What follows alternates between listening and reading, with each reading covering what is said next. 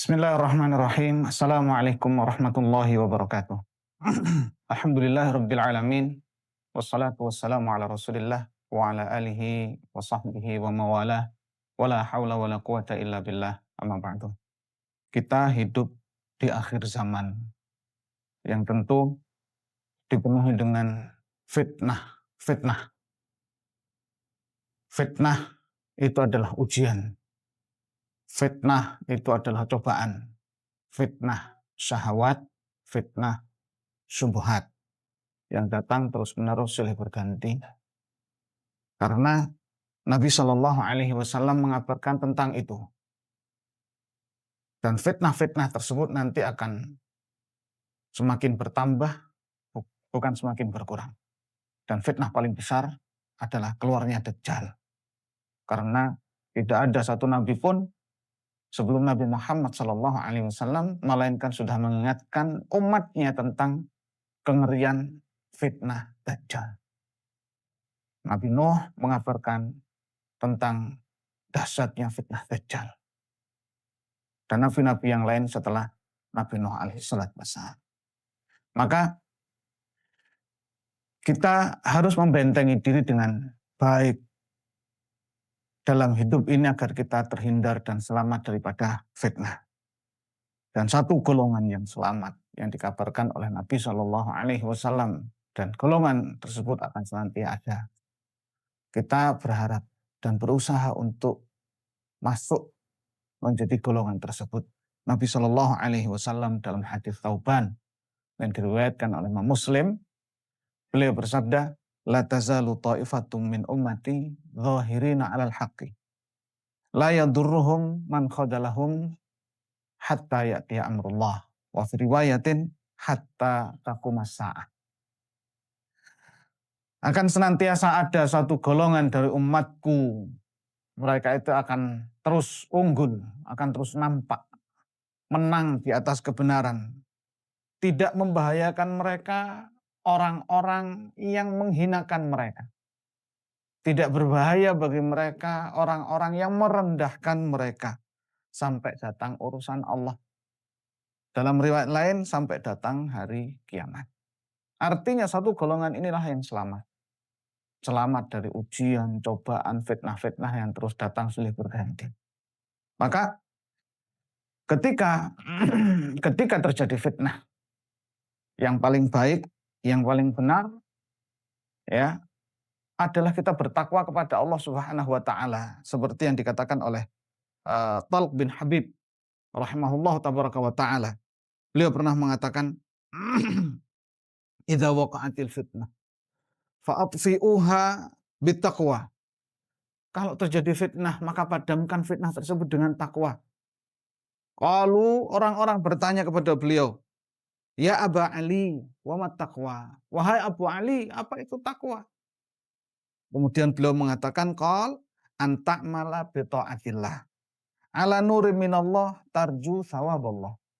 Takwa adalah engkau mengerjakan ketaatan kepada Allah di atas cahaya Allah, mengharapkan pahala dari Allah. Ada 3 poin di sini. Takwa adalah taat. Terus kemudian sesuai dengan aturan Allah, sesuai dengan cahaya Allah yaitu ilmu, ikhlas dan mengikuti petunjuknya Rasulullah Shallallahu Alaihi Wasallam. Dan yang ketiga, minta pahala kepada Allah. Ya, takwa bukan hanya sekedar taat, ya, namun juga harus diiringi dengan ilmu dan keikhlasan. Jangan sampai kau bolak-balik kita mengklaim itu bertakwa ternyata maksiat. Maksiat dikerjakan dengan betul, padahal salah dikira bertakwa. Makanya butuh ilmu di sini. Mengikuti betul-betul ajaran Rasulullah SAW. Dan yang ketiga, kita minta pahala kepada Allah Subhanahu wa taala dari amal yang kita kerjakan. Kemudian takwa yang kedua adalah an tatruka maksiat Allah, meninggalkan kemaksiatan kepada Allah, tidak bermaksiat kepada Allah. Ala nurim minallah, di atas cahaya Allah Subhanahu wa taala. Takhafu iqaballah, engkau takut terhadap hukuman Allah. Di sini juga ada 3 sisi. Kalau tadi menjalankan ketaatan, di sini meninggalkan maksiat. Juga harus didasari dengan cahaya Allah, yaitu ilmu. Ikhlas ketika kita meninggalkan maksiat karena Allah Subhanahu wa taala, mengikuti petunjuknya Rasulullah SAW. Dan yang ketiga adalah takut terhadap hukuman Allah Subhanahu wa taala. Maka saat terjadi fitnah apapun itu, ujian dan cobaan yang serasa berat sekali di hati untuk tunduk dan taat kepada Allah Subhanahu wa taala, maka lebih fokus kepada ini. Lebih fokus kepada bagaimana taat kepada Allah, bagaimana meninggalkan maksiat Allah, maka secara otomatis kita akan terhindar daripada apa? Daripada fitnah. Di akhir zaman seperti ini, subhanallah, manusia, terutama umat Islam, seolah menjadi objek dari seluruh fitnah. Baik itu pertumpahan darah, peperangan, ya, fitnah ekonomi, politik, dan segala sesuatu.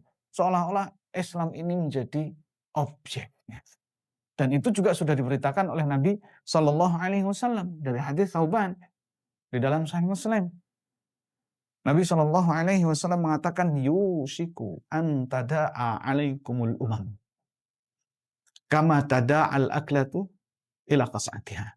Niscaya umat di luar Islam itu akan berebut kalian, wahai umat Islam. Yang diperebutkan adalah umat Islam yang mengeroyok umat di luar Islam. Seperti orang-orang yang makan ngeroyok nampan yang ada makanannya. Seperti itu kondisinya di akhir zaman. Maka kemudian ada yang bertanya, faqala qailun awa min qillatin nahnu yauma idzin ya Rasulullah. Wahai Rasulullah, apakah jumlah kita itu saat itu sedikit, tidak banyak sehingga jadi royokan, diperebutkan oleh umat-umat? Kata Nabi SAW, qal bal antum yauma idzin katsir. Walakinnakum ghusaun ka ghusais sail.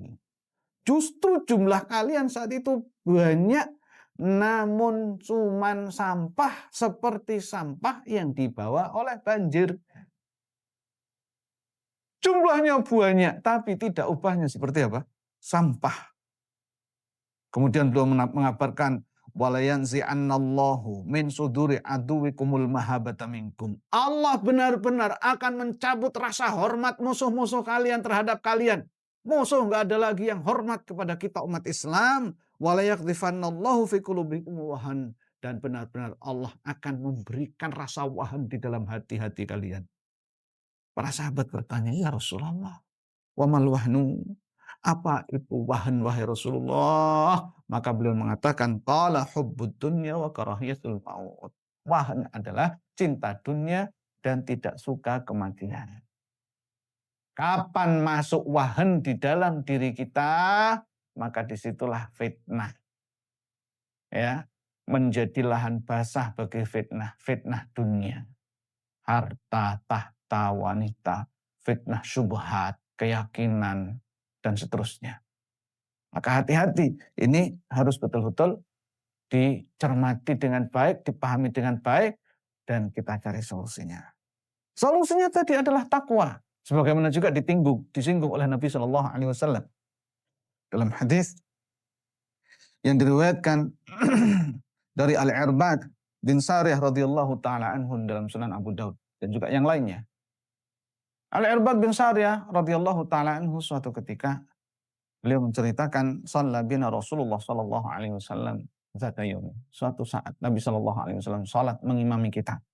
Tsumma aqbala alaina. Kemudian beliau menghadap pada kami semua. Fa wa'adhana mau'izatan balighatan wajilat minhal qulub wa darafat minhal uyun. Kemudian beliau sallallahu alaihi wasallam memberikan wejangan, memberikan mau'izah kepada kami. Mau'izah yang membuat hati kita ini ternyuh, air mata bercucuran. Fakulna ya Rasulullah. Lalu kami katakan, wahai Rasulullah, ka'annaha mau'izatu muwaddi'in. Seakan-akan ini adalah wejangan terakhir Anda kepada kami. Wejangan perpisahan.